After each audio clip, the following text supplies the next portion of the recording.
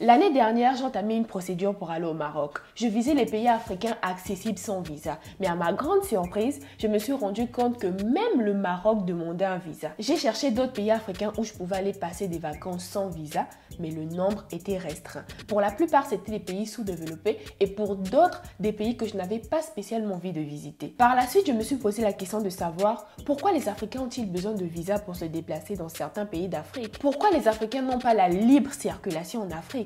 Reste bien jusqu'à la fin de cette vidéo car je te dis tout de suite, générique.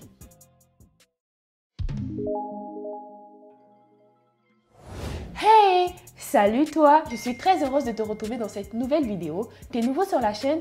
Ici, je t'invite à découvrir de nouvelles choses avec moi pour nourrir ta petite curiosité. Prends le temps de t'abonner et le plus important, active la cloche de notification pour ne rater aucune vidéo.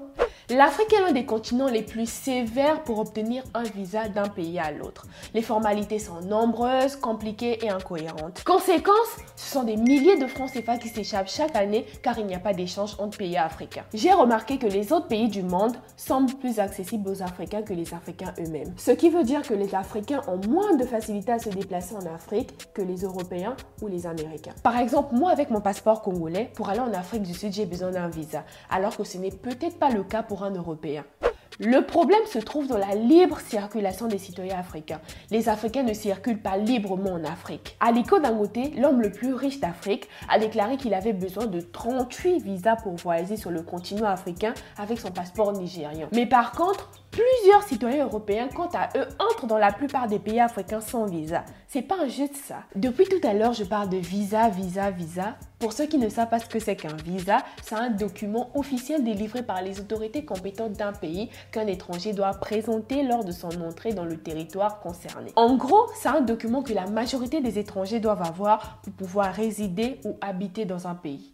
Les pays africains étaient censés supprimer l'obligation de visa pour tous les citoyens africains depuis 2018, mais cela n'a pas été fait pour des raisons dont on ignore. Avec cet indice d'ouverture sur les visas, la Banque africaine de développement et ses partenaires veulent que les États africains prennent des mesures nécessaires en réduisant les règles de circulation des Africains sur le continent africain, car plusieurs pays pourraient gagner en croissance et en développement. Cela pourrait attirer de nouveaux investisseurs, développer l'entrepreneuriat, diversifier l'économie et renforcer la compétitivité entre pays africains. La libre circulation facilite également le développement du tourisme. Selon une étude, plus de la moitié des déplacements dans le monde relèvent du tourisme.